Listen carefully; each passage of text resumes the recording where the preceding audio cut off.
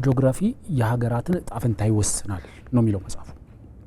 ሀገራት የማደግ የመልማት ህልውናቸውን የማስጠበቅ ሉዓላዊነታቸውን የማስጠበቅ ሁለንተናዊ ጥቅም ካላቸው ነገሮች አንደኛው ጂኦግራፊ ነው እና አንዳንድ ሀገራት የጂኦግራፊ እስረኛ ናቸው ይልና ምክንያት ምሳሌ ሲዘረዝር ከዝርዝር ውስጥ ሀገራችን ኢትዮጵያ እናገኛለን።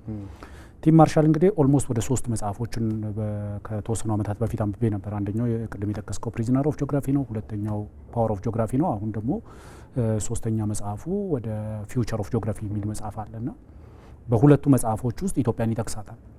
ፓወር ኦፍ ጂኦግራፊ ኢትዮጵያ የጂኦግራፊ ፓወር ካላቸው የዓለም ሀገራት 10 ሀገራት እዛ ውስጥ ይጠቅሳል። ኢራንን በሁለተኝነት ያስቀምጣል። ኢትዮጵያና አራውንድ ወደ 8-7 አካባቢ ላይ ያስቀምጣታል። በመጀመሪያው ደግሞ ፕሪዝነር ኦፍ ጂኦግራፊ ደግሞ ከባህሩ በቅርብ ርቀት ላይ መገኘቷ የጂኦግራፊ እስረኛ መሆኗንም ይጠቅሳል። ስለዚህ አሁን ጂኦግራፊ ሁሉ ነገር መሆኑን በሁሉ ነገር ውስጥ ዲፋይኒንግ ተርም መሆኑን እያሳየ መጥቷል። ለምሳሌ ጂኦፖለቲክስ እንላለን አይደል? ጂኦ ሴኩሪቲ፣ ጂኦ ኢኮኖሚክስ፣ ጂኦ ምናምን እያለ ብዙ ነገር ማለት ነው። እያንዳንዱ ነገር ውስጥ ጂኦግራፊ ዲፋይኒንግ ተርም ሆኗል። አሁን ለምሳሌ በፓወር ኦፍ ጂኦግራፊ ላይ ኢራንን ሲያስቀምጣት ዛግሮቭ የሚባል ለምሳሌ ዛግሮስ ማውንቴን 1500 ኪሎ ሜትር የተዘረጋ ማውንቴን ከታች ከስትሬት ኦፍ ሆርሙዝ ይጀምርና በትይዩ ኳታርን፣ ሳውዲ አረቢያን ይዞ እስከ ኢራን ኢራቅና ቱርክ ጋር እስከምትዋሰንበት ኢቭን ተሻግሮ እስከ አልቤኒያ ድረስ ይዞራል። ያ ሁሉ አንድ ወጥ ተራራ ነው። 1500 ኪሎ ሜትር ላይ የተዘረጋ አንድ ወጥ ተራራ።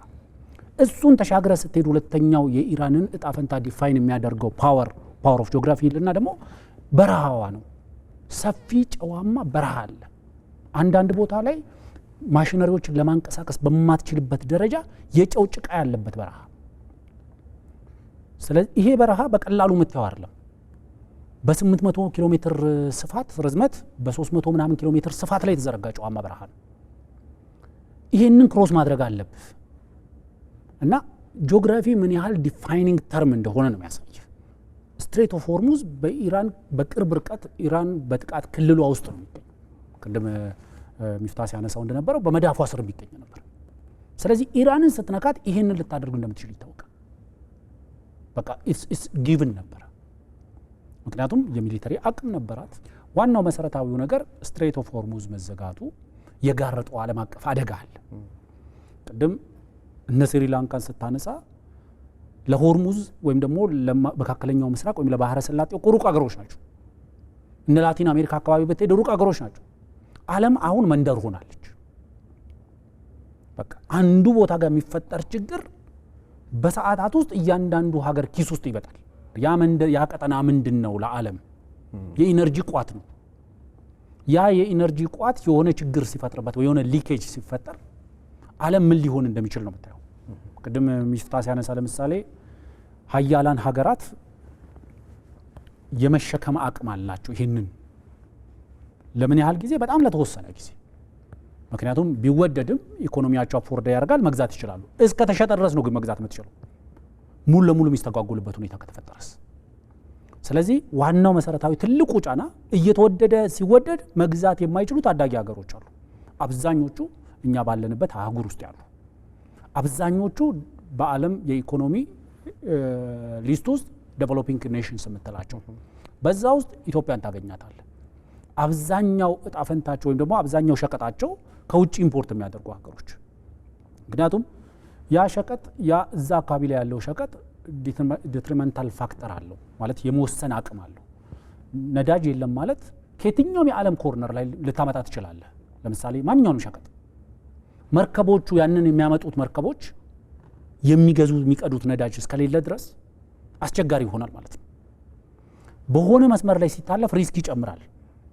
ስለዚህ የኢንሹራንስ ክፍያው ይጨምራል ማለት ነው። እያንዳንዱ ይሄ ፍሬት ኢንሹራንስ አለ፣ ሜሪታይም ኢንሹራንስ አለ። እያንዳንዱን ነገሮች ብሬክዳውን ስታደርጋቸው እነዛ ሁሉ እያንዳንዱ ኮሞዲቲ ላይ ይጨምራሉ ሪስክ በጨመረ ቁጥር።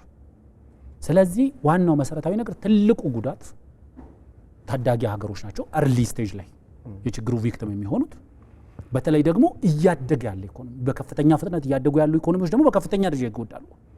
ለምሳሌ ሁሉን ነገሩን ከናካተው ጥሎ ሀሳቡን ጥሎ ቅርብ አዳሪ የሆነ መንግስት ከሆንክ ቢሆንም ባይሆንም ችግር የለም። ለምሳሌ እኛ ቀጠና ላይ እንዳለው መሪ ከሆንክ ቢዘጋ ቢቆለፍ የማያድግ ሀገር ስለሆነ የትም ምንም እሱ ላይ የሚመጣ ነገር የለም። እንደ ኢትዮጵያ አይነት ደግሞ በዓለም ሊስትድ ከሆኑ ከፍተኛ ፍጥነት እያደጉ ያሉ ኢኮኖሚዎች መካከል ደግሞ ኢኮኖሚ በከፍተኛ መጠን ያድጋል ማለት በከፍተኛ ደረጃ ኢነርጂ ዲማንድ ያደርጋል ማለት ነው። በከፍተኛ ደረጃ ሮ ማቴሪያል ዲማንድ ያደርጋል ማለት ነው። ያንን ሮ ማቴሪያል ዲሊቨር ለማድረግ ያንን ሆርሙዝ ሰርጠን አቋርጦ ወይም ባህረ ሰላጤውን አቋርጦ የሚመጣ ኢነርጂ ትፈልጋለህ ማለት ነው። ስለዚህ ዋናው መሰረታዊ ነገር በከፍተኛ ደረጃ የሚጎዱት አት ኤርሊ ስቴጅ እያደጉ ያሉ በከፍተኛ መጠን እያደጉ ያሉ ሀገሮች ናቸው ለማለት ያስችላል።